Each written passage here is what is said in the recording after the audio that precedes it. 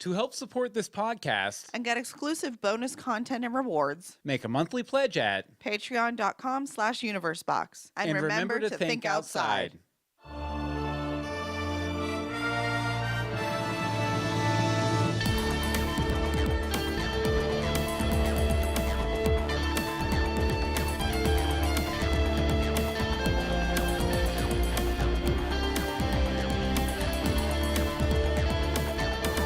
Greetings from Storybrooke. I'm Bill Meeks. And I'm DeSimone. And this is Sheriff Chiselchin. We also talk about ABC's hit series, ABC's hit series, Once Upon a Time. How you doing, Anne-Marie? I'm doing good. How are you doing? High energy. Oh, have a lot of coffee in me. No more It's coffee good. for you. No more coffee for you. All the more all coffee of the for me. coffees and all of the lands. Every more what coffee is this? for me. Why did I put on the wig? I don't know. It's not working. Oh, here, I It's guess shiny. we should. Which, by the way, if you guys don't know, we broadcast every Monday night at 8:30 p.m. EST at youtube.universebox.com, and Anne-Marie's wearing a wig. I'm And showing it's it on the hideous. Anne-Marie cam. Oh, well, that's almost cute. But bangs doesn't really work. It looks a lot better on me, to be honest. Oh, hold on one second. Please. 1 second. Make a monthly pledge ad. Just Sorry play about it that, live streamers. The podcast people didn't hear that. But why don't we go ahead and get started talking about this week's episode of Once Upon a Time. Snow and Prince Charming hide things from Emma. The fact that they've hidden is their biggest dilemma. The Queens of Darkness take them to a tree where they can ask questions upon bended knee. The tree sure ain't talking. Pinocchio's quiet. Does one talking tree cause others to try it? The ashes marinated. Maleficent's risen. It's our second week back. Let's watch Once is Unforgiven. Unforgiven! Unforgiven! You are unforgiven. You are unforgiven, sir. Well, that makes me sad. I'm sorry, Sir of Chiselchin. So I'll ask you what you thought about it in just a second. But we actually, like last week, we got one of you guys sent in. I believe Tim last week sent in their own rhyming episode summary, and Clive did it this week too. Did you want to read? I can read it. Oh, yeah. I haven't pre-read it, so if I butcher it, sorry. Oops. Oopsie. Okay. Henry knows Pinocchio can add a new page. But what is up with Regina's questionable rage? The Spice Girls of Evil are up to no good. And how did David quickly to discover the missing box of wood? The Dark Dragon rises from the ashes, and Emma really needs to update that computer system before it crashes. The Charming's lie grows more and more. Are we really dealing with another magical door? Another? I thought this episode was all right. Just wish Ruby would get more of the spotlight. 78 failed drink orders out of 100. Very good, very good. And yeah, Ruby, she will be missed. She will be missed. So Ruby. What did you think of Unforgiven overall, Anne-Marie? Good times. Good times. It's feeling more and more like classic ones. Oh yeah, definitely. We're done with our cheesy Disney poppy stuff. And this will be the last joke like this we make on the podcast. It's not. They finally let it go. Let it the go. Whole Frozen thing. Let it go. Sorry, guys. We're really good at singing. It's Yeah, fine. so good at singing. We shouldn't apologize for doing something we're good at, Anne-Marie. We've got Lisa. We've got Ashley. There's so many people in the party. Yay! Yay, party. But I liked it too. And just like you said, it felt very much. It felt very It's a much snack. like old school Once. So I guess we'll go ahead and get started talking about it. Okay, so probably the biggest revelation in this week's episode is a little bit of a characterization, a little bit of backstory on good old Maleficent there. Maleficent. And we find out that Maleficent has a kid in her past. Goodbye, baby. And that on the treetop. Don't be creepy. I can be creepier. Don't Yeah, challenge me. you could probably be a little creepier than that, Don't for challenge sure. me. No, and this is definitely a revelation in the Once verse that Maleficent has any loved ones, really. Yeah. But really, I think unless you're an insane person, you're probably with us and agree that this daughter or kid of Maleficent's is probably Lily, who we met last half season as Emma's teenage friend, where they broke into the house and everything like that. Even though she owned the house. Her family did. In fact, when they made the revelation about Maleficent's kid in this episode, it really got me thinking back to a letter we got from Fee. About 5 days ago. Yeah, about 5 days ago, right after we finished up our podcast last week. Did you want to read that real quick? I can read that, okay. And Fee had kind of outlined why she thought Lily or Lilith might be Maleficent's daughter. And I think it's pretty spot on. So we'll go ahead and feature it now. Boop. With the release of the new episode title, Mother, people began speculating that maybe Lily could be Maleficent's daughter. I wasn't satisfied with the theories people were suggesting, so I blurted out, maybe Lily is the unicorn thrust out into the world when the curse was cast away from her mother. I'm only half joking, God help me. What began as a joke quickly became a mound of evidence, and though it sounds sort of ridiculous, I'm going on the record to say that they do it. I can say I called it. Okay, the evidence. You called it, Fee. You called it. Exhibit A. The scar on Lily's wrist could have been from from when she lost her horn. Yes, it should probably be on her forehead, but that might be a bit too obvious for them to do. Exhibit B. Maleficent is a human who can turn into a mythical creature, so it's kind of poetic for her child to be a mythical creature who turns into a human. Exhibit C. Regina cast the curse to ruin people's happiness. Regina didn't like Maleficent.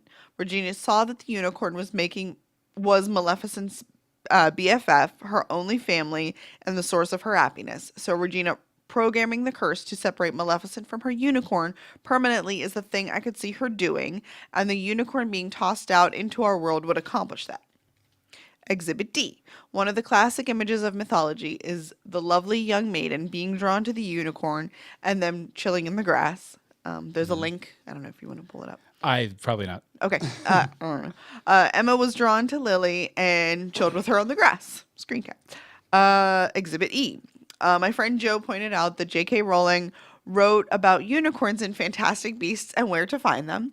It generally avoids human contact, is more likely to allow a witch to approach than a wizard, and is so fleet of foot that it's difficult to capture. I think this is relevant because Lily was on the run. Emma could be considered a witch, and Lily was even given a shout out to Harry Potter in that episode. True dat. Very much. Exhibit F. Lily wore her dark hair tied back in a ponytail. Maleficent's unicorn had a dark-haired tail. Exhibit G. Maleficent's unicorn wore a black collar studded with silver bits. Lily wore a cuff that looked like a black leather strap studded with silver bits that had been wrapped around her wrist a few times. The collar would have been long enough to wrap around your wrist a few times. I really like this idea. This is really good. So what started as a joke has become an actual theory backed up by evidence. My friends and I have dubbed her Lilycorn, and speculating about her is the most fun we've had with the show in ages. Fee! I love that she adds the extra E's just for us. Thank you very much, Fee. And also, I would just like to point out, people in the chat room are speculating that I'm the father of Lily. Totally not the case. Stop that, people. Absolutely not the case. I promise. I promise. No, but a good question, though. Who is the father, do you think? Like, do you think it could be Rumple? Do you think it's the author? Who? Could be. I mean, the author, I mean, Blue did say that the author was very powerful. Mm-hmm. But then again, Blue also kind of hinted that the author could be a woman. So that probably precludes fatherdom unless there's some sort of weird biological thing going on in Misthaven that hasn't been revealed yet. But I mean, there's all sorts of revelations to be had. Yeah, we're thinking it's a unicorn now, people. So I don't know. Yeah, but I think if nothing else, the whenever they do the Lily reveal, it'll be a really good chance for the Queens of Darkness to get another wedge between Emma and her loved ones, which they were doing a lot. It was kind of building up in this episode with the whole Ursula and Hook thing and the Charmings and, you know, all of them. Yep. Secret. But they weren't really doing any of that. Mm-hmm. Yeah, that's the true, loved ones were the ones doing it. Yeah. Just saying. No, I definitely agree. It was mostly their mistakes, like in their bad judgment calls. Yeah, one of my big notes was stop lying, and applied to everyone. If only these guys would just sit down in a room for 10 minutes and talk to each other. Yes.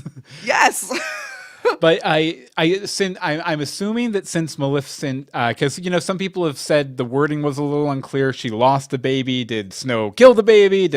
Was there a miscarriage or something? But I'm pretty sure since there was a rattle, a baby's rattle, that the baby finally was probably there at some point. But you have things before a baby's born in most cultures. But would it be that precious to Maleficent if she had lost, if like she had a miscarriage like minutes before the curse hit or something? Because I mean, regardless, I'm just saying, you know, based on the timing we saw here, like it's going to be like just like a couple weeks between the flashback we got in this week's episode and the curse being cast. So No. I mean, no, 'cause No. wasn't it just a couple weeks like where Regina was going around? In this episode, she just found out that she was pregnant. In the curse episode, she was giving birth. That would be 9 months or so. Oh, I guess you're right. That would Yeah, be 8 that to would- 9 months, depending on how far along. Fair enough. And she didn't Fair even enough. know she was pregnant, so it's Yeah. closer. It's like 8.5 months. Okay, so there's more. There's a bit more timelines. You're always talking about timelines. I'm just trying to. This keep is an straight. easy timeline, though. Okay, sorry. That's cool. Okay, sort of going along with your whole let them all just sit in a room for 10 minutes and talk it out. I feel like Regina and almost everyone else at this point would be so much happier if they just tried to live a happy life instead of worrying about finding the stinking rotten author to write them a happy life. Trying to find Just- a literal life hack. Yeah. Yes.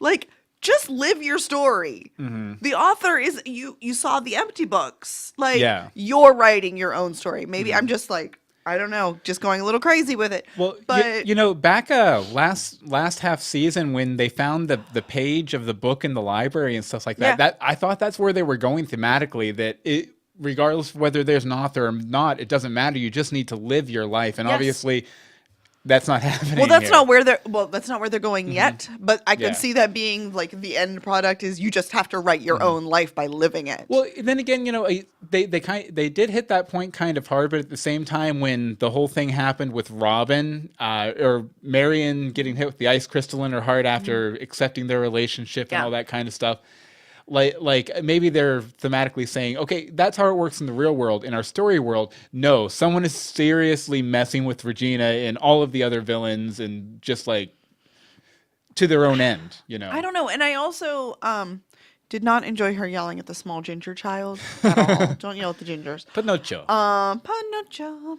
Pinocchio. Du-du-du. Yeah, I'll have to show them my Pinocchio video sometime. Yeah. Things can be better than yelling at a small ginger child. I feel like Regina's character is getting weaker and weaker and more boring. Like that scene where she yells at Pinocchio was so dull. Even though like she was like spastically switching between nice person and mean old evil Regina. So that bothered me. And they need to really, really stop giving her the awful, cheesy lines about fish sticks and the dog catcher and stupidness. Oh, come on. Regina's like No. 90% of her lines historically have been snark. Like I know, she's- but they're... before Cruella got there, she was the snark master. I think Cruella is kind of edging her out as the snark master supreme. It's the eyebrows that do it, dear. I don't know. But going along those lines, in really dealing with Regina's history and where her characters come from and everything, I think Snow's last ditch effort here is just the last couple minutes of the episode was a little off base. First of all, confiding in Regina about a secret and asking her not to tell Emma, who we've seen that Regina probably has a much closer relationship to than than Regina has to Snow, especially considering the secret of their past. So that's probably a mistake. Now, enlisting Regina as a double agent, a pretty smart plan. Like, I think that's a pretty neat idea, sending her in as the Queen of Darkness, or another Queen of Darkness. Don't mind me. I'm rearranging my points. Oh, it's fine. But it could also definitely backfire. Now, in both episodes so far in this half season, we've seen the evil queen kind of shine through in Regina's actions. Like, first of all, last week's episode, after she cast the curse with Rumpel's knife, and her hand was like kind of shaking like this. Yeah. A little bit of the evil queen seeping through, and then again with the scene with Pinocchio, Pinocchio, and everything. Yeah, you can kind of see that evil queen part of her coming back out a little bit. Now, Snow asking her to play that role, I'm a little bit afraid that Regina's going to get some character bleed out of this. That that. Well, they also hinted at that. Yeah, They hinted that there's going to be some character bleed. Yeah, that you could see it kind of seeping out of her. It's too easy to But- switch back. Yeah, for sure. And Sorry. and I mean, I'm not saying that she's not trying to be better person. I mean, she goes back in this episode and apologizes to Geppetto and gets what she wanted out of it too, which was nice. But it's probably getting frustrating for her making all of this effort to be a good person and bad things still keep happening to her. So I mean, I think she's she's like right on that razor's edge. Like one more bad thing happening to her, like I don't know, Henry being killed or. Oh, Well, don't do that to well, the I'm just show. thinking about bad things that can He happen just needs to to go her. to college. Yeah. But you know, one more bad thing happening to her, I could see her completely like going off the deep end and going back into full evil queen mode, which would be interesting, especially since Snow's the one who sent her into that situation. Also, was it just me, or did she just straight up tell Henry, "I'm less happy With just you. with just you than I was with Robin and everyone else too"? Like, Yeah. after she had spent all those years raising him and everything, I thought that was kind of cold, or kind of a cold way to put it.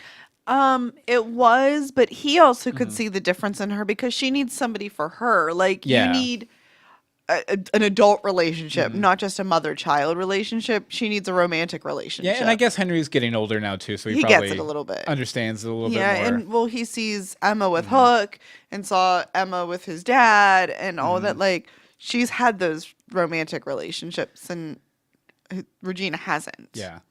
But, let's get back to Snow for a minute, because Snow kind of frustrated me a little bit. Okay. Okay, well, first of all, and I mean, this is really the pinnacle of the entire episode. Okay, so we go through this whole episode. Snow and Charming learn that they got into such trouble and Maleficent came back because they were keeping secrets. Then we have this whole because they're villains and we are heroes speech to Emma from Snow in the jailhouse there. Hey, cut the bull, Snow. You should have just fessed up then and there. But as it stands, you just completely unlearned the lesson you spent the entire episode learning. It's kind of frustrating. But it's also super frustrating because right around then they go to the flashback with Maleficent and Snow in the bedroom back in Fairy Tale Land. And Snow realizes that, a battle won the wrong way isn't really won at all. And Right. that, you're just kicking that ball down the court a little bit and probably compromising yourself in the process. And then we see modern day Snow completely reverse all those lessons. So I'm thinking something pretty serious must have gone down between the flashbacks we get this episode and the curse being cast for Snow to kind of do a complete about face with this and hide things so much when she was just kind of chiding Maleficent for being the type of person to run schemes behind people's backs and everything. Right. I also like some issues with Snow. Like this, I really, really, really liked the Regina and Snow Midnight Rain talk. Like I really liked it. Like I had just said that Regina's character felt a lot weaker in this episode. I think this was the strongest scene of the episode for her. And she barely had to say anything. It was all in her expressions. She was really, it felt like a mother-daughter relationship. And they both need it. They kind of both needed to make that connection. It's nice to see them finally working past everything. Yeah, and we got a little scene between them that was kind of that way too back in last half season, if I remember correctly. I think it was. I'm sorry, I blocked out last half season. My heart is frozen. You let it go. I'm trying to let it go. That's fair enough. Do you want to build a snowman? Always. Cool. Except that it was 70 degrees today. Oh, by the way, Lady J in the chat room says that Snow's been frustrating to her since season 2.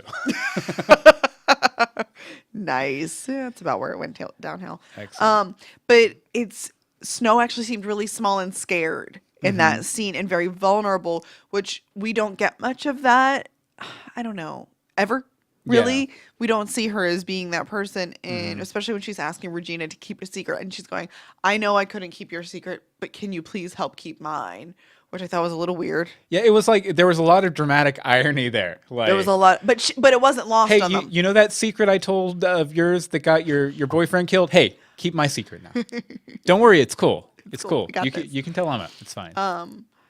But I loved her big long monologue that had all the different everybody's. But the thing that really stuck with me, if you betray people that you love, there's no going back, which is why she's doing all of the lying. Yes, it's a sort of betrayal, but it probably be, we don't know what she did yet. That must be a worse betrayal of Emma. So that's why she has to keep that up, because there's no going back. And the stronger the bonds, the harder they are to put back together. So like, and that was shown with Rumple and Belle. That was the most betrayal that there could have been. Yeah, and I kind of thought that line, you can never come back or whatever. I kind of thought, if Regina does end up turning, like that could be like a really kind of That's it. foreshadowy line for her too, Right. for sure. right. So there you have it. No, I really, really enjoyed that whole ending, though. It was just kind of like, boom. Like, although I am kind of interested to see what the big revelation is going to be. I would just like to say that the author is in the chat. And they say that secrets are bad. Oh, really? Hello, author. Hello, nice author. to meet you. Can you write us into the story, please? Yes, please. Okay, well, let's see here. We're going to get back to our main discussion. And Oh. what's up? Why isn't Emma's superpower working? Emma's superpower isn't really a superpower. I don't think it is either. It's just kind of halfway okay, halfway average intuition. Like, that's Emma's superpower. Because it never works. And like Never worked. everybody it hasn't worked in since season 1. like she's told 7 lies in this episode and she doesn't guess one of them. She has like a slight suspicion about one of them. But okay, well, we'll get back to the main discussion in just a minute. First of all, normally we do an Audible ad. We do, in the but show. You know what? We don't have to do that anymore. Because of you guys. Because of you. Yeah, well, if you guys weren't aware, we set up a Patreon at patreon.com/universebox to support all of our podcasts a couple weeks ago. And we've already hit 2 of our milestone goals. That's awesome. Thank you. Yeah, it's basically, it's like Thank a Kickstarter or something, except instead of, financing us for a year's worth of greetings from Storybrooke and all of our other podcasts, you just put in a monthly contribution. It can be as little as 10 cents. And for that 10 cents, you get a lot, actually. You get a zip file download, which I still need to finish putting together, of every podcast we've ever recorded, and all of my Dog Boy books, which is something like a $12 or $13 value. And then there are more rewards as you go up. You can we'll record any song you want us to sing and send you the MP3, and we'll sing it badly. Don't worry. Always. And for $10 a month, I'll send you a horrible sketch of anything you want. For $25 a month, we'll send you personal letters. Mm-hmm. And we're working on some new milestones, too. We've adjusted a couple. We've hit a couple. Yeah, we tweaked it here a little bit. First of all, we already have, we're going to do a monthly hangout with our patrons. We still need to we'll get that scheduled this week. Yes. And, of course, no more ads on the podcast. And our next big milestone we want to try and hit, right now we're at $112 per month with 12 supporters. Thank you. Thank you. And our next goal is $200 per month. And at $200 per month, we're going to start releasing bi-monthly movie commentaries. You know how we've done those commentaries for Once Upon a Time episodes where we drink a lot and we get very, very silly. Yes, it's very loosey-goosey, as you would say. Twice a month and patron only. Patron exclusive. For 6 months, and then we'll spin it out as its own podcast and everything. But you guys get these movie commentaries exclusively made for you, and you get them for 6 months if we can hit this goal of $200 per month. So hopefully we can. Hopefully we can get to that next milestone. So we're what, $88 away from that? Yeah, $88. With averages and everything, if we got like 6 or 7 more people to give the average amount that people have given so far, we'd hit that, in a night. I like it. So that'd be fun. If you want to, share support with your us friends, making a great podcast, like the one we'll be talking about in a minute, as well as greetings from Storybrooke and our Gotham podcast, Legends of Gotham, you can go to patreon.com/universebox to support us, and we really, really super duper appreciate it. We appreciate you. All of you out there in viewerland. Speaking of one of our regular listeners from the past couple of years, she hasn't been able to keep up on her viewing as much this year, so she's been sending us voicemails. Is there something funny, Emily? Okay, they're talking about Emma's superpower not working. And Jay says, yeah, but Emma's supposed to catch people on their burp, but she hasn't been doing that because she's too busy downloading stuff on Windows 98. Oh, XP. Yeah, it was XP. It was the Fisher Price of Windows. Sorry, I just found it funny. But yeah, Donna War hasn't been able to keep up with the shows like Once Upon a Time or Gotham as much as she'd like to, but she always sends us feedback about a week late. So she went ahead and sent us this one. I think her call got cut off, but we'll go ahead and play it right now. Hi, Bill and Emery. This is Donna Moore. I'm calling in with my day late, dollar short commentary for Once Upon a Time because I just watched the episode and I listened to your podcast. And by the time you can use this, it'll be too late. Yes. So I just saw the first episode of the season. Looks like they're going somewhere. I feel like, whoa, this is going to be a story that I want to know. Like, they're going to tell me a story that I want to know.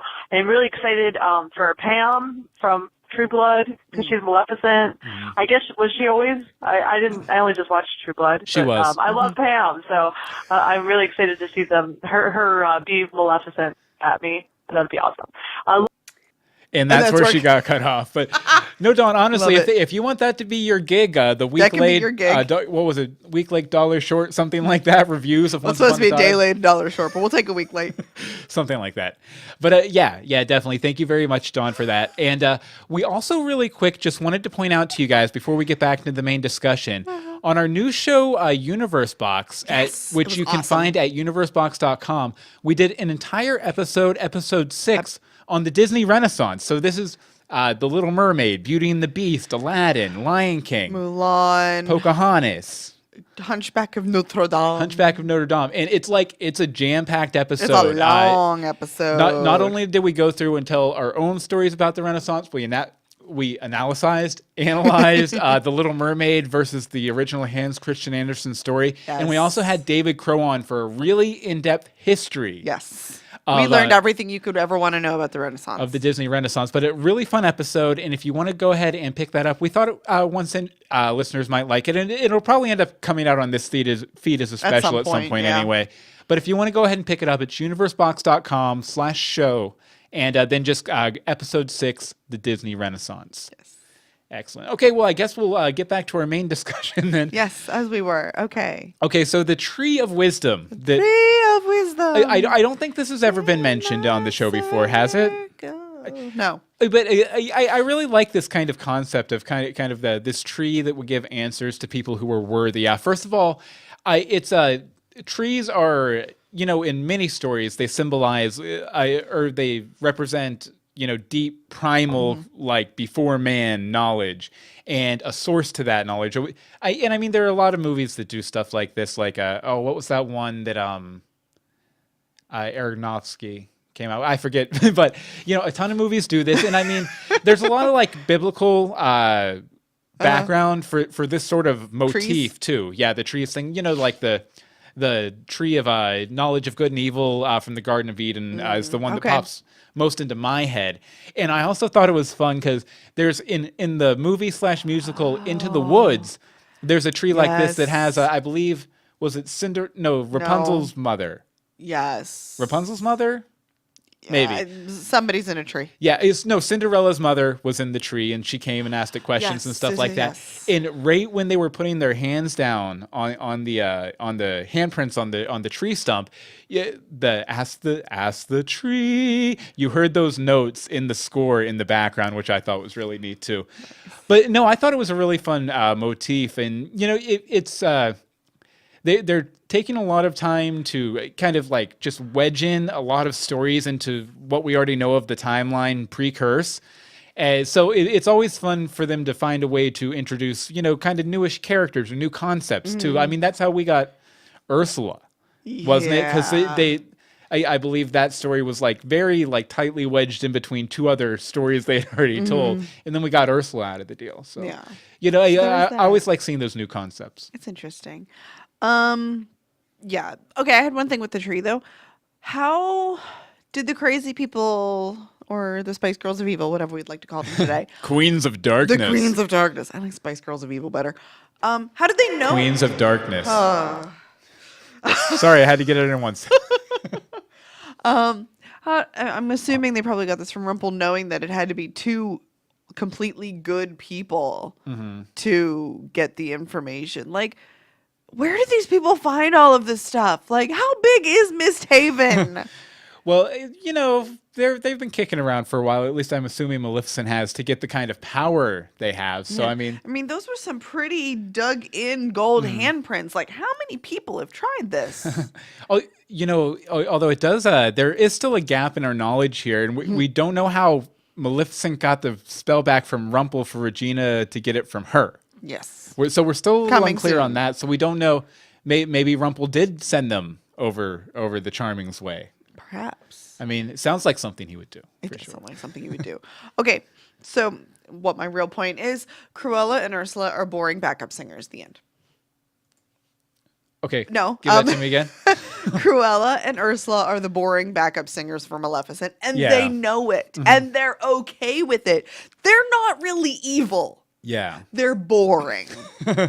They're boring. They're snarky. They have their moments. They have their sass. They have their glitter. They're like the Statler and Waldorf of the Queens of Darkness. I don't even know what that reference is. From the Muppets, the old guys. They're the old guys. Yes, yes, yes. That's exactly it. But I mean, even when Maleficent comes back to life, I forgot how much I missed her, and they're just like, like things aren't going to be boring anymore. Well, I definitely got the feeling that this week's episode was Maleficent focused, and as we go on, we'll probably get an Ursula focused one, a Cruella one, and back and forth several times.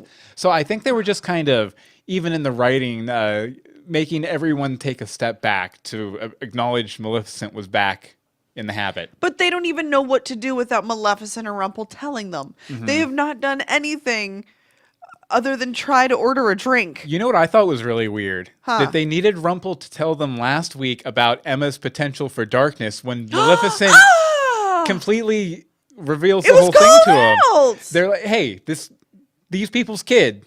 Yeah, she'll probably be... She could be evil. Yeah, she could definitely be evil. And then there she is, and they had no idea. Yeah, and then Rumple had to tell her again. I don't know, maybe they didn't know it was Charming and Snow's kid, but that doesn't seem very likely. I feel like that should have been revealed on their hours and hours of the commute. Yeah. To Maine from New York. Or I mean, even once they crossed the town line and started talking to people, it seems like it would have come up. That might have come up. I don't know. So blah. Cruella and Ursula. I really, I'm entertained by the sass and the snark, but I don't need them. You don't need the pips. I don't need the pips. I don't need the bored tentacles. Awkward. Where did they sell the meat shall inherit. Sorry, I started singing songs from Little Shop of Horrors. My bad. Oh my goodness. Yeah, let's not do that. Okay, so what's up with Emma sweating all this old pirate drama? All this old, I was going to say baby mama drama, but that's not right. To the best of our knowledge. That's elsewhere in the episode, the baby mama drama. But since when does Emma really care about Hook's background? I mean, he was a pirate. There's a lot of nasty stuff back there, most likely. And you probably want to leave the past in the past when it comes to pirating. You do probably want to leave the past in the past, but lots of killing and pillaging and other things. Bad things. Yeah. Bad things and pillaging. She straight up says she doesn't care what he did. She cares that he's lying about it. Mm-hmm. Like, he could just be like, that's something I don't want to talk about. It was a dark thing. I've moved on. I was a different person. He basically says, I don't remember. Okay, you do remember. Or you would, you're evading. See, I think once she stepped back from it and reflected on it, she realized that's what was upsetting her. But I think initially it was just the Ursula connection. Because I mean, even I don't know if you noticed this or not, but even when they pulled them over and were checking them out and stuff, she was like, so I guess you guys are off the hook. And then she looks at Ursula to gauge her reaction. Oh, I didn't. Yeah. She's like, huh? I guess you guys are off the hook, Ursula. Trying to see, read the situation. Oh my gosh. Does Ursula's tentacles have eyes? How did she find the box? We were actually talking about that. Yeah, I believe that came up when we were watching the episode. I don't think they have eyes. Not that I know of. Maybe they have a sixth sense. Something like that. For the 8 tentacles. But, I regardless, I think Emma being stressed out about it was a little weird, but I am interested to see that backstory because I'm pretty sure we're going to this season. Now, a lot of people are thinking, probably just an awkward hookup or something. I'm thinking that Hook probably had a hand in turning whoever Ursula was before into the Sea Witch. Interesting. I have a feeling she might have been maybe a female fellow pirate on board his ship, which I think we've seen in once. I know it was in Pirates of the Caribbean. That's Disney, so it counts. But no, I could definitely. So they're bringing in Johnny Depp. I'm okay with that. We can do that. Well, I mean, based on how his last movie did, probably. Well, it did really bad. It looks really good, but it did really bad. What movie was that? I forget. It was kind of like the Pink Panther, but not. Did he need another house? Possibly. Okay. No. But yeah, I definitely think that Hook had something to do with Ursula turning into the Sea Witch. Is that? That's not what I was thinking. Yeah, I was going to say, did you just read it as sort of maybe they had an awkward hookup in the past or something? I read it not as an awkward hookup. I read it that she broke his heart. I could see that. Because it's the way that she says Hook. Mm-hmm. She was Ursula. She was triumphant in whatever their arrangement was. She came out on top. But then again, if he broke her heart, wouldn't she want to appear like she was all No, together no. and cool? And I'm sorry, you're trying on to top of decipher things? women. It's not working for you. She won. Whatever happened there, she won. Whether it was a battle or a love affair that I don't know when in the timeline it took place. You know what would be kind of cool is if she broke his heart and that was like the last major thing that happened to him before he runs into Mila. See, that's what I was kind of thinking because he was all like, like that guy. And I don't think we've got any stories set in between when his brother dies and he becomes a pirate. No, we don't have and, anything from there. He meets up with Mila, so. Right. We need Johnny Depp. Cumberbatch as Johnny Depp in Once Upon a Time. Cumberbatch it. Nice. Nice. When in doubt, Cumberbatch. it. Okay, so another big thing that happened in this episode.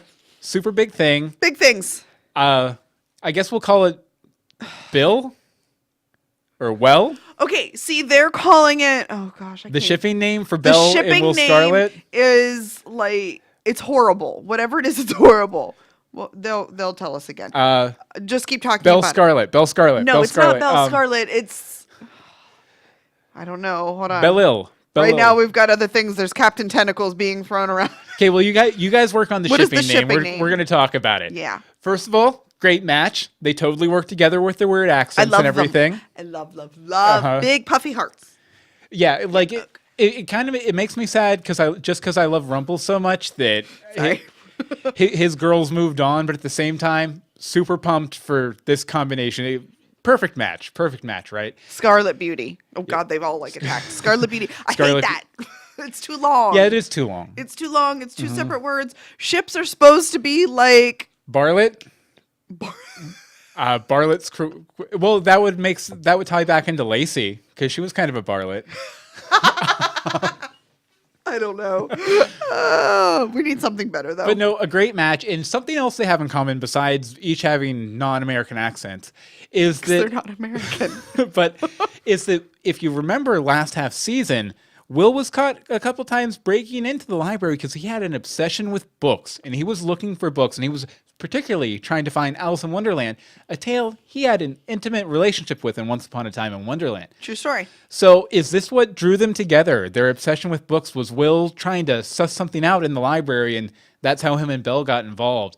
I think what I'm thinking right now is that Will knows the author somehow, or at least knows of the potential or the power of the author. Maybe it's his dad or something. Who knows? No, the author is not his dad. The author is Belle's mom.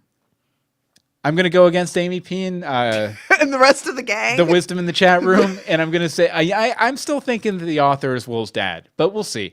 But I think that if nothing else, Will sometime in a time we haven't seen got an intimate understanding of how these books can affect his real world or their real world and the world of all of the Once Upon a Time characters, / maybe get him back to Wonderland. So I'm thinking he's hunting through the library to try and find a way back.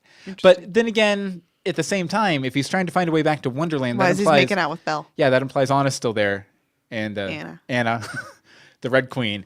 And so yeah, why is he making out with Belle? Does Belle know about her, and are they kind of just like? She's not that kind of person. But I mean, like I could see a situation where he's stranded there trying to get back and ends up falling for Belle right after she's fallen out of this relationship with Rumple or something. What was in the chat room there? Bill, how could you? From Amy P. Because you just went against her. Oh, sorry, Amy. P. And the author says, Will may be my son. Dun dun dun dun. But regardless, poor Rumple. Like I'm kind of wondering if No, he's still. poor Rumple. He did it to himself. Regardless of He what needed pushed over the line. I know, but regardless of what he did, you still had to feel for him. Like seeing that. No. You still had to have some basic human empathy for the Dark One. None? Okay, think about the statement you just said. Basic human empathy for the Dark One. You can at least understand that would hurt him, right? I could see how that would hurt him. Hold on. Let us go back to the line because I write quotes. Hold. But my main point. Betray the people you love. No going back. No. Yeah. I know. I'm just saying No. you can understand how this would hurt him. And so it makes me wonder, though, is he seeing what he's seeing there in front of him? And is he going to continue on with his plan to get his happy ending and everything? Or is he going to continue on with his plan, find a new happy ending? Or is he just going to let Belle move on with the knave and call it a day? What could his happy ending be at this point? I don't know. He has nothing left. Bring Bay back to life or something, or... So let's see, the people who did him the most wrong, so he has to cut his own hands? I guess in a certain way, you could probably say that Belle did him the most wrong for pushing him over that. Or no, probably not him. If you're going to bring Neil back to life. To bring Bay back. Yeah, I guess that's true. So who did the most wrong to Bay overall? Maybe Hook. Yeah, I could definitely see that. Dated your mom, stole your girlfriend. You know. But no, I'm definitely interested to see how what Rumple does from here, though, and see if he continues on with his plan unaltered. Book thief. Book thief? Maybe? Book thief what? The ship name. Oh, okay. Sorry. Okay. I can see that. That's fine. Okay. Okay. Oh my goodness. Sorry. I need to not read the chat room sometimes. Okay. Way to go, Geppetto. Completely out of left field is my entire statement. Regina had no right to talk to that young ginger that way. No one should have talked to him that way. So I really liked how Geppetto stood up to Regina. And I loved when he said, "You're on an ill-fated quest." Or basically caught her and said, "You're wasting your time." Well, like I was thinking about that, what he was saying, just in terms of karma. Like I don't think she's balanced those scales yet from being the evil queen. So yeah, I can completely get where he's coming from. No, she doesn't quite deserve the happy ending yet. No, she's only been good for a couple episodes. Yeah, and in all reality, like true good. And she, like we said earlier, she's riding that line. Could go either way. She could go either way. But I love that he kept all of August's stuff. Not that that's a surprise, but he knew that they were all looking for it, like not just Regina. I can understand him not wanting to give it to Regina, but everyone else in the town has been trying to figure out who the author is, and you knew you had all this stuff that he, he should have, I don't know, he should have given it to somebody. Geppetto's but a simple carpenter, Pinocchio. Okay. He doesn't care about intrigue. Okay, so he cares about woodworking. The picture of the door. Talk to him about types of wood. Like in a door, for example. Go ahead. Sorry. Somebody save me. Why does the author have to be behind a door? And I'm only going to say this once, and I don't want to get into it because we know nothing that can come from it at this point. Is it in the hat? It could be in the hat. That definitely looked like a hat door. It looked like a hat door. And I mean, we've been seeing doors used elsewhere as kind of dimensional portals too, Right. like with what's her face, Glinda, the Good Witch of the North in the Oz arc. Yes, we And should then like her back. And then please. again, last Yes. half season, the apprentice sends the Ice Queen or the Snow Queen out to our world through a door, and then Elsa and Anna and everyone go back through a door, like that. Nice. Sorry, catching it. Oh, wrong goes. No, I was waiting for you. Okay, I was reading. Sorry, there's a lot going on. Yeah. So that was it. That was it. Okay. That's my last one. There's a lot going on. If it's a door going to another land, what land do you think it would be? I guess it depends on where the author's from. Mm-hmm. Where do you think it's going? Like, do you think the author's from Misthaven? I don't necessarily count that. Like, I wish we had a screen grab of the door, because that would be nice to kind of look at and reference. Mm-hmm. Unfortunately, I don't think we have one. Let me look here and see if I can find one real quick. This is called Let Us Google Stuff. Let us Google Uno stuff. memento. Oh, yes, it would help if I put Once Upon a Time in my search. Yeah, I don't think we're gonna dig up a picture of the door, so it'll be interesting. Yeah, I don't know. I don't know what shall become of it, but I guess it's time for our arbitrary scaling. I actually just almost started singing "Look at This Joker," just so you know. Fair enough. Okay, so let's see. Out of 8 board tentacles, how many board tentacles would you give this episode?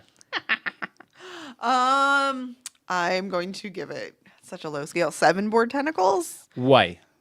Because so many good things. I'm kind of interested to see. A lot is set up, a lot is destroyed, a lot is recreated. I want to know who that baby rattle belongs to.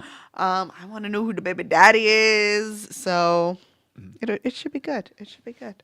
Okay, and as for me, I'm going to give it. I'm going to give it like 5.5 board tentacles. Five and a half. That's really low. So like 5 board tentacles and like a side order of calamari or something like that. Side order of calamari, really? Yeah, well, just because it wasn't the most exciting episode ever, but it felt so much like Old Once, and it felt like they were setting everything up to kind of play out over the rest of the season, that I felt I really enjoyed it. It just was it didn't light me on fire quite like last week's episode did, but I really liked it all the same. Interesting. Oh, there's some thoughts. Okay. Bobby Hawk says, "Bring back the doors." Jay says, "Plot twist. Henry is the author." The author says he's from Georgia. The author is from our world. The dragon is the author. Well, it's a lot closer this week. 3 or 4 tentacles, 7 tentacles, 5 tentacles, 7 tentacles, 6, 5 fried tentacles, 5 for Geppetto. All right, people, we're frying the tentacles. 5 alive. No, I actually like 3 was lost for Scarlet Beauty. Oh, I do like the idea of the author being from our world, not like the real world where Storybrooke is, but like our world. Like we could walk out the door and meet the author. Maybe I'm the author. That was Robin Hood face. Maybe a little bit. Okay, well, usually we have something here to break it up, but we don't. So now, on to the news. News. First up is the ratings. Opening ABC's Night Once Upon a Time got 6.6 million and a 2.1 share, which is down 10th from last week. But that's not bad. Yeah, not at all. Definitely not the most dramatic drop we've ever seen. Well, and their drops are usually, because wasn't last week up, like way up? Mm-hmm.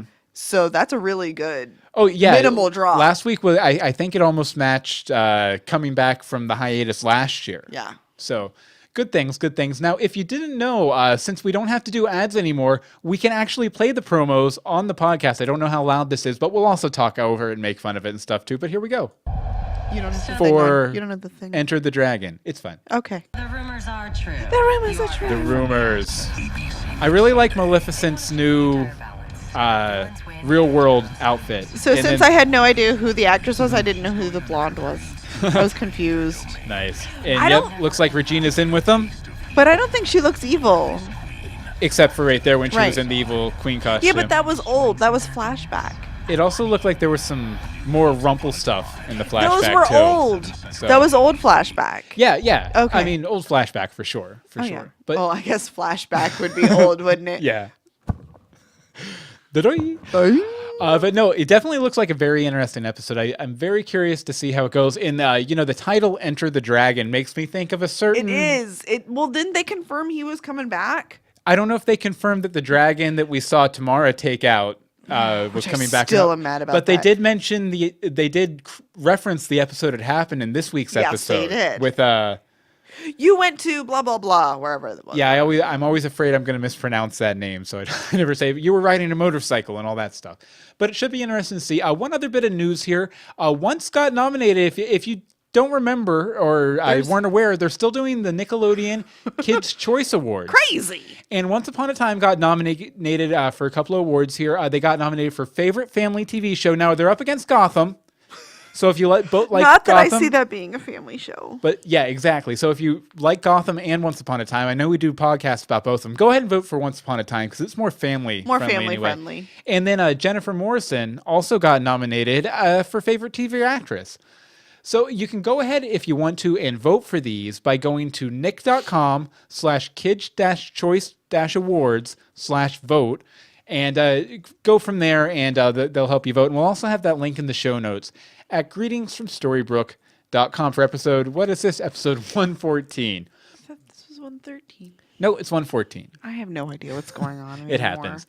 Okay, now time for some listener feedback. As always, when you get... Okay, some listener feedback. A lot of listener feedback. Which, by the way, the return of our blog post with the excess listener feedback we couldn't fit in the episode returns this week. It's up on the website at greetingsfromstorybrooke.com. But at the end of the episode, when you get done watching, next week, Enter the Dragon, we need you to, I don't know, I guess just very calmly walk down the hallway to your computer, sit down very gingerly, email us greetingsfromstorybrooke@gmail.com, tweet us at gfstorybrooke, facebook.com/greetingsfromstorybrooke is the Facebook, and the voicemail number is 424-274-2352. Again, that's 424-274-2352. And when you're done with that, we want you to cast the blood curse.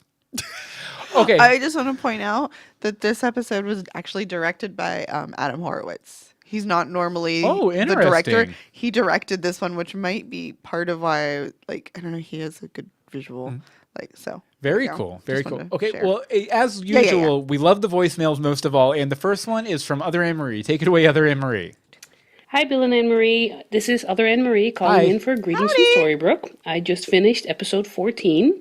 Once is really feeling very familiar again. It feels like the show I fell in love with in season 1, and I'm really happy with it.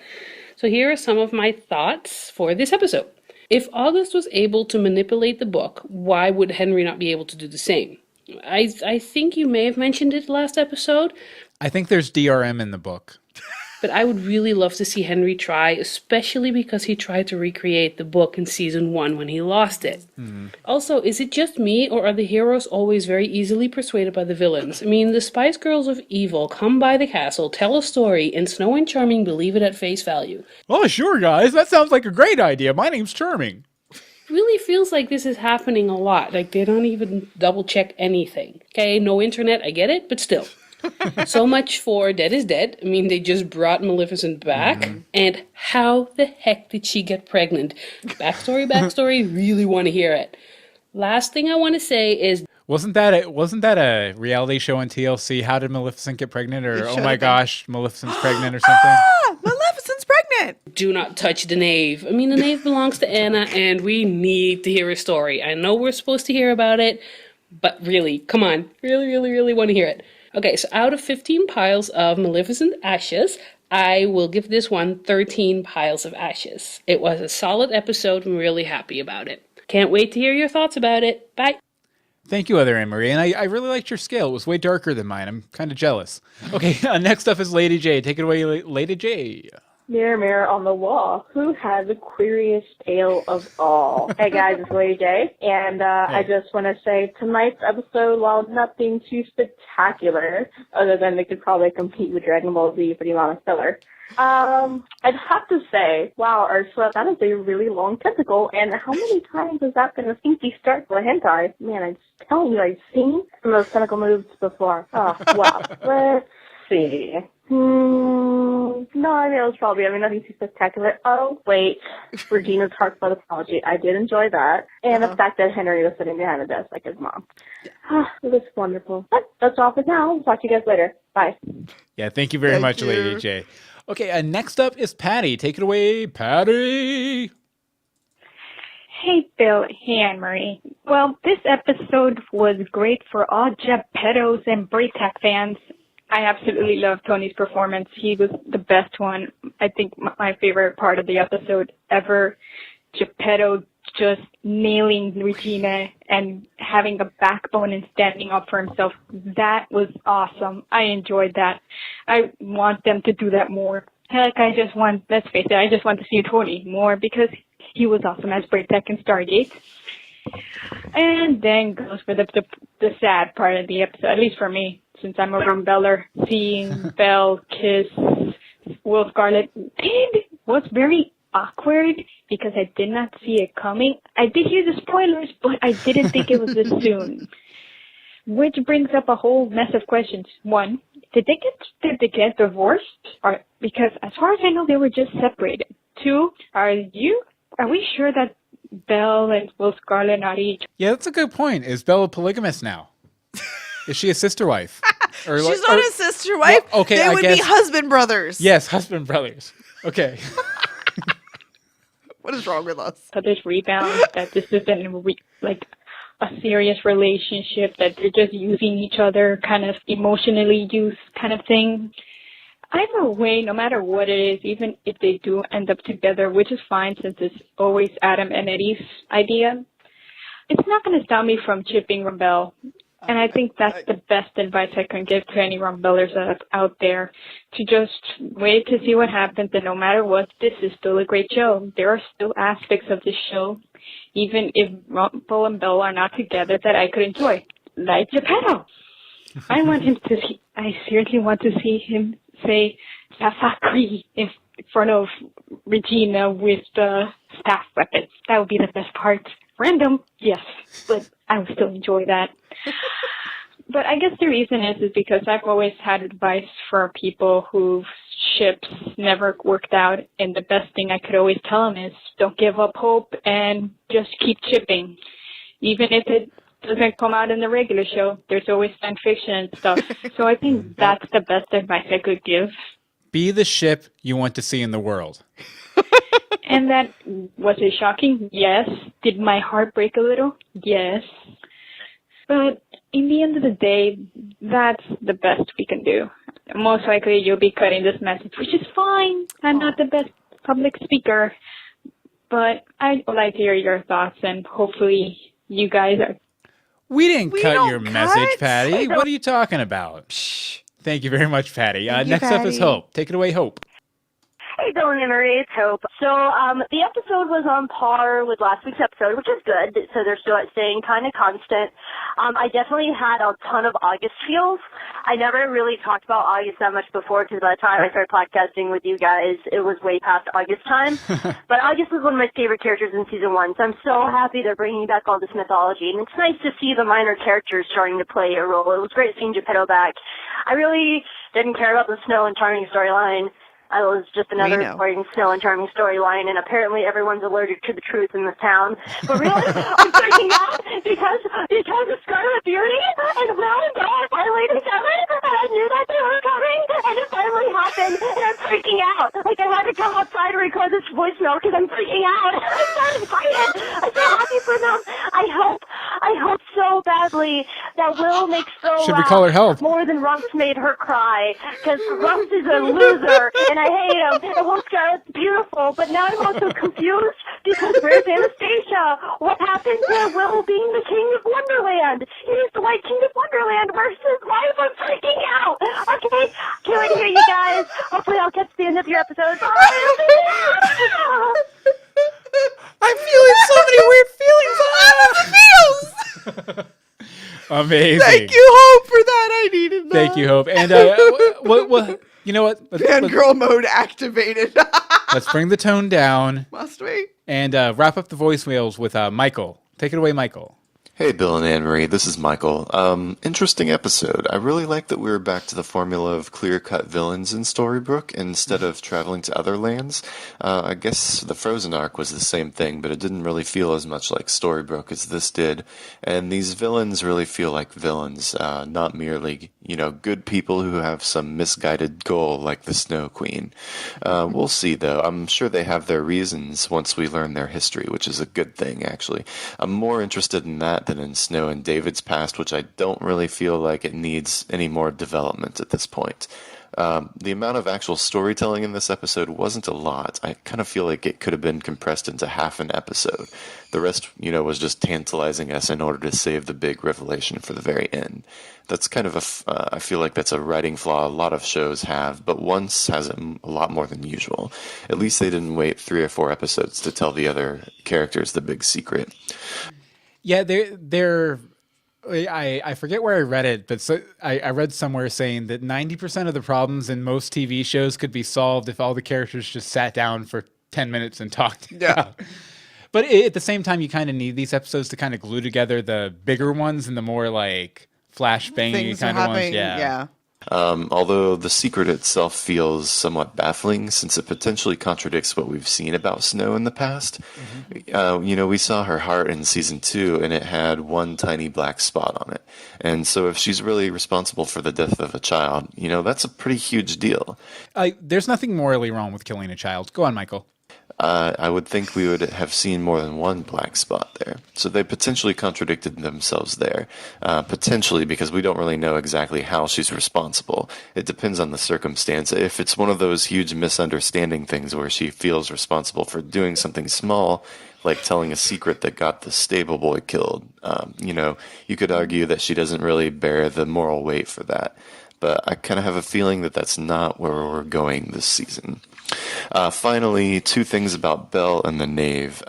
Did I miss a scene earlier in the episode, or was that supposed to be a big revelation to us as well as to Rumple? It didn't really feel like something we were supposed to be discovering at the same time as him, yet I was completely confused by it. They didn't set it up at all. They didn't show them having any chemistry. So are we supposed to just accept it? They actually did set it up. They set it up in the first scene in The coffees? at Granny's. The two coffees. Because he grabbed 2 coffees. So it wasn't a big setup. His regular. Yeah. Yeah. So you knew that he had someone he was going to. But so a little bit of a setup. I'm sure we'll get a little bit more fleshed out what exactly happened a little later I bet in the if we season. go back and watch the scene in the shop, I bet she has a coffee cup. Could be. Could very well be. Sometimes they're good at we that. shouldn't do it right now that we're hosting a podcast. This is true. Weird. I don't know. Secondly, I guess this is a confirmation that Anastasia is pretty much dead. Probably. Sad, because their story was probably the most satisfying part of Once in Wonderland. Well, I guess we'll find out eventually, and I can't wait to hear what you all think about the episode. Take care. Bye. Yeah, thank you very much, Michael. And I think we made our feelings pretty clear. Yep, all of our feels are pretty clear. So you want to go ahead and read this first letter from Ash? Okay. Hey, Anne and Bill. Last week was like White Rabbit Day. LOL. Anything here goes. Oh wait. Anyways, here goes because reading is apparently not my specialty tonight. Okay. For some just interesting things I caught. The crest and the guards at the bridge were a Nordic Celtic symbol that looks like a triangle. That's also Thor's hammer in the Marvel movies. Oh, nice. But it also symbolizes fitting the number 3. The Tree of Wisdom is also from various mythological and other kinds of stories from all over. And fittingly, there's one with the snake and in most artists' images an apple. Maleficent and snow. To fit with the imagery, metaphor, to a T. And seriously, charming snow, hook, etc. Insert gif of Genie saying, "Tell her the truth" from Aladdin here. This is going to come back and bite people in the tail. And oh my gosh, Charmings, what even why? Charmings. Belle will just no. Okay, see, Ash, this is where we're all going to fight. It's just someone using an illusion, or Cruella did a green bad breath thing or something. They're trying to mess with Rumple's head as payback. Anyway, you know what I mean? And who's the Mal's baby daddy is the unicorn? unicorn? Sometimes, Ash, Wow. sometimes. Is he a prince in disguise or something? Just holy shades of gray in between the thin line between the light side and the dark side tonight. 2 sides of a coin, and I think I know why Ursula's hair is so big. It's full of secrets. Dun, dun, dun, dun, dun, dun, dun. It's a reference. Gonna give this one 6.5 baby specter rattles out of 10. Cheer and hugs, Ash. Ash. We love you, Ash. We love you, Ash. Okay, You next make up. us giggle. Next up is a fairly newbie, Anne. Anne says, "Hi, Bill and Anne-Marie. This is the first time I've run to my computer to give you my initial unfiltered thoughts on the newest episode. Well, it is 3:58 a.m., and I am furious, so prepare for rambling. First of all, I don't think I've ever hated anything more than seeing Will with Belle. It just doesn't make any sense to me at all. A few episodes ago, he was still heartbroken over Anastasia, and Belle pushed Rumple over the line just 6 weeks ago. I'm all for moving on, but not that fast. Aside from that, I just don't see how these two could ever end up together. I admit I'm biased since the Knave is one of my favorites, and Belle is the only character I flat out hate. I'm sorry, I know people, a lot of people like her, but I just find her very, very annoying. That's because they don't give her anything to work with. This season she has been a little, just because They don't give her anything to do. Well, that's changing. But even without that, I don't see it. Nope. I didn't see the twist about Maleficent being pregnant coming. I appreciated that at first, but I guess now we know where the rest of the arc is heading. Lily is the lost daughter, and they'll be reunited in episode 420, Mother. Surprise, 420. Okay, deep... I don't know. I just saw it there. Okay, deep breaths. I'm really sorry, guys. I just had to get that off my chest. Of course, there were good elements in the episode. I love Cruella's sass, like seeing Pinocchio again, and Emma opening herself up more to Hook. I'm also sure when I've calmed down, I'll think of more positive things to say. But right now, I'm just going to go to sleep and pretend the Will Bell kiss was a nightmare of Rumple's. Fingers crossed. Have a good night, Anne. So interesting that most of our chat room seems to be On one board side. with Scarlet Reader, Scarlet Beauty, or whatever, and all of her feedback's like, no, why did they do that? But we had some quick bits here. Okay, Stand up with some tweets. Some tweets.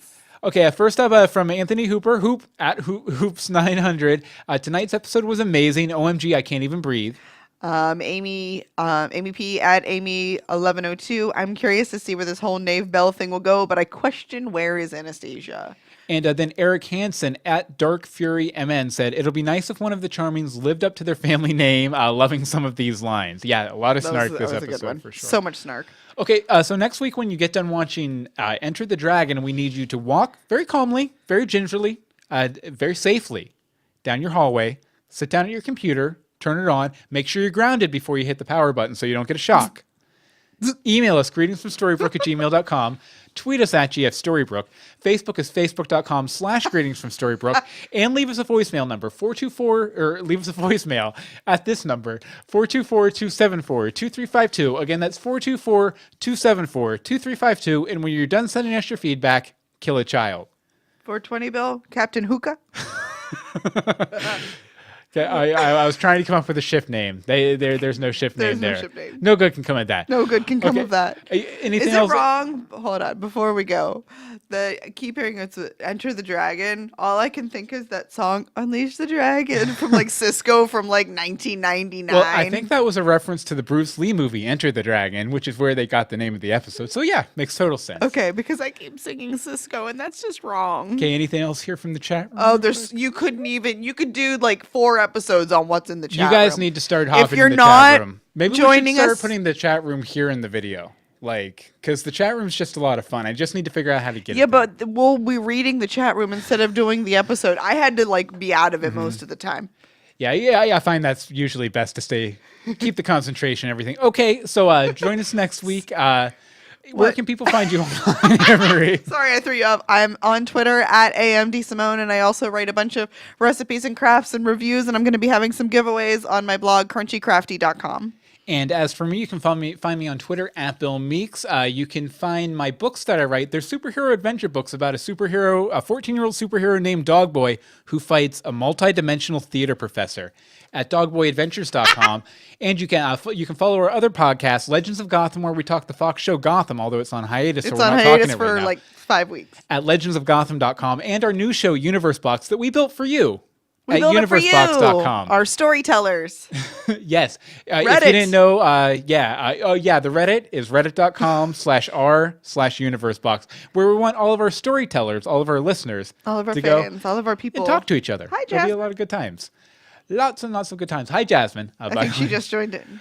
Okay, until next, join us next time for No. What's the ending? Until the Greetings from Storybrooke. greetings from Storybrooke. Oh, let's say it together one time. Greetings from Story. Okay, 3, 2, 1. Greetings from Storybrooke. Amazing. We've only been doing this show for 2.5 years. It's I the know. only time we've ever met. What are you gonna do? What are you gonna do? I couldn't Unleash even the get to be- dragon.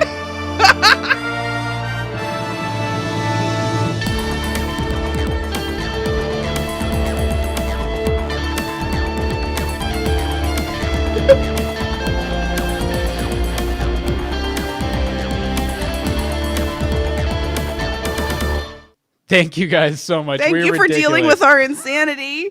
Y'all Stop are the insanity. awesome. No, but you guys are completely and totally awesome. Oh, the other Emery is saying, I will have to re-listen. Oh yeah, sorry that the chat gets shut down immediately after we shut down the yeah. broadcast. Like we have Scotty in the chat, who's in the chat room right now. Yes, His set- asking who's going to shut it down. Yeah, but has set up an IRC chat room for us, but we haven't switched over to it yet. It just feels weird sending people to 2 different places or to one page that has the YouTube and the chat. But I don't know if you guys are into it. We could try it next week. So let me know on Twitter at Bill Meeks or at GF Storybrooke. if you'd be interested in trying to go to a one page with live chat that can continue after the episode's over, maybe I could jump in there and chat with you guys while I'm editing the episode or something. Exactly. But okay, we're going to shut down the stream and We're everything. shutting it down, y'all. We're shutting it down. Thank you guys so much. It was a blast as always.